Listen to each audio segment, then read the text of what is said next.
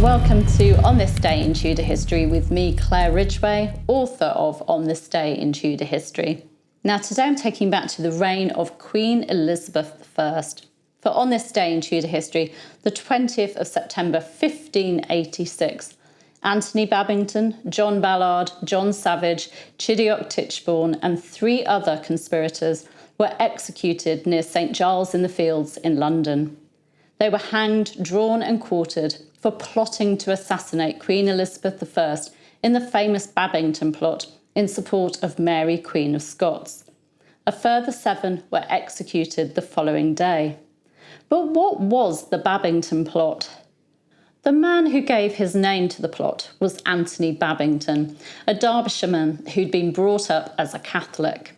As a boy, he served as a page in the household of the Earl of Shrewsbury, who was acting as jailer to Mary, Queen of Scots at the time, and Babington appears to have become devoted to the Scottish Queen from that point.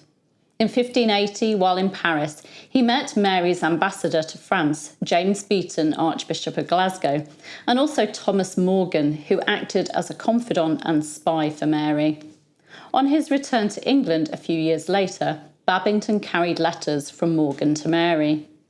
In May 1586, 25-year-old Babington received a visit from Catholic priest John Ballard, who'd met with the Spanish ambassador Bernardino de Mendoza in Paris and was able to tell Babington that the Pope had appointed the Catholic Dukes of Guise and Mayenne to lead an invasion of England to depose Queen Elizabeth I.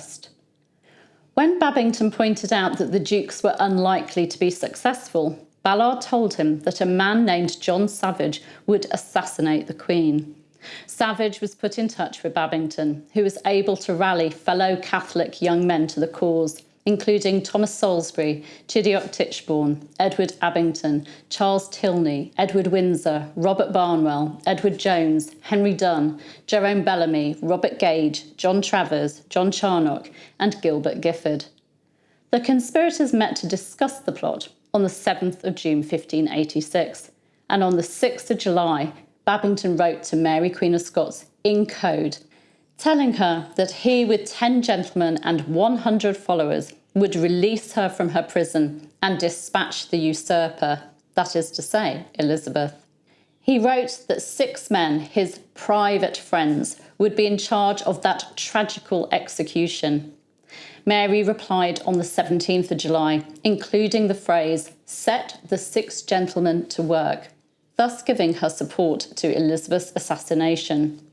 Of course, she didn't know that her letters were being intercepted and the codes broken by Elizabeth I's spymaster, Sir Francis Walsingham, and his agents. And Babington was unaware that a man he'd confided in, named Robert Poley or Polly, was in fact one of Walsingham's agents, as was Gilbert Gifford, who received the letters and passed them on to Thomas Phillips, Walsingham's codebreaker. Copies of the letters were made before they were passed on. On the 4th of August 1586, Babington was arrested. He'd fled and hidden at the family home of Jerome Bellamy when realising he was dining with one of Walsingham's agents, who had orders to arrest him. But he was soon apprehended, and the City of London celebrated the uncovering of the plot against their Queen with the ringing of bells, the burning of bonfires and the singing of psalms. Babington and his fellow conspirators were interrogated, and all of them confessed. It's thought that John Ballard was tortured for information. Babington, Ballard, Titchbourne, Salisbury, Dunn, Barnwell and Savage were the first group tried and were arraigned on the 13th and 14th of September, with the remaining 7, Abington, Tilney, Bellamy, Charnock, Jones, Gage and Travers, being tried on the 15th. All of the men were found guilty of high treason. And on this day in history, the 20th of September 1586, Babington and 6 of his fellow conspirators were executed near St Giles in the Fields, near where their plotting had taken place. They suffered full traitors' deaths. They were hanged, drawn and quartered. William Camden recorded their executions in his Annals of Elizabeth I's reign, writing, "The 20th of the same month, a gallows and a scaffold being set up for the purpose in St. Giles his fields, where they were wont to meet. The first 7 were hanged thereon, cut down, their privities cut off, bowled alive and seeing, and quartered, not without some note of cruelty. Ballard, the arch-plotter of this treason, craved pardon of God and of the Queen, with a condition if he had sinned against her. Babington, who undauntedly beheld Ballard's execution while the rest, turning away their faces, fell to prayers upon their knees, ingenuously acknowledged his offences. Being taken down from the gallows and ready to be cut up, he cried aloud in Latin sundry times, Parce mihi Domine Jesu, that is, spare me, Lord Jesus. Savage brake the rope and fell down from the gallows and was presently seized on by the executioner, his privities cut off, and he bowled alive. Barnwell extenuated his crime under colour of religion and conscience. Tichborne, with all humility, acknowledged his fault and moved great pity among the multitude towards him, as in like manner did Tilney, a man of a modest spirit and goodly personage. Babington, being a man of a turbulent spirit, cast forth threats and terrors of blood to be spilt ere long in England. The next day the other 7 were drawn to the same place and suffered the same kind of death, but more favourably by the Queen's commandment, who detested the former cruelty, for they all hung till they were quite dead before they were cut down and bowled.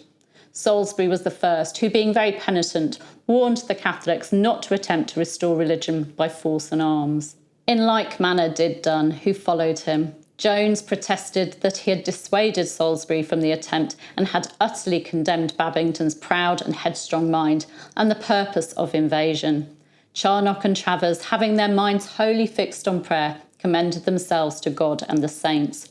Gage, extolling the Queen's great bounty to his father, detested his own perfidious ingratitude towards his princess, to whom he was so deeply bound. Jerome Bellamy, who had hidden Babington after he was openly proclaimed traitor, whose brother, being guilty of the same crime, strangled himself in prison, with confusion and silence closed up the number.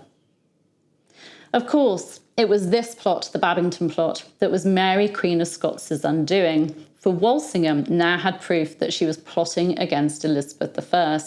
Mary was tried in October 1586 and convicted of treason. She was executed on the 8th of February 1587. Also on this day in Tudor history, the 20th September 1486, Arthur Tudor, Prince of Wales, the first son of Henry VII and Elizabeth of York, was born at Winchester. There were high hopes for this boy, named after the legendary King Arthur, and King Henry VII believed that his son would be a powerful king who would bring a golden age to the country. Of course, things wouldn't go according to plan. You can find out more about Arthur, who was, of course, Catherine of Aragon's first husband, in last year's video. You'll find a link in the description. You can subscribe to this channel by clicking round about there. You can hit the bell to be notified as these videos go live, and you can give me a like and leave me a comment. I'll be back tomorrow. See you then. Bye bye.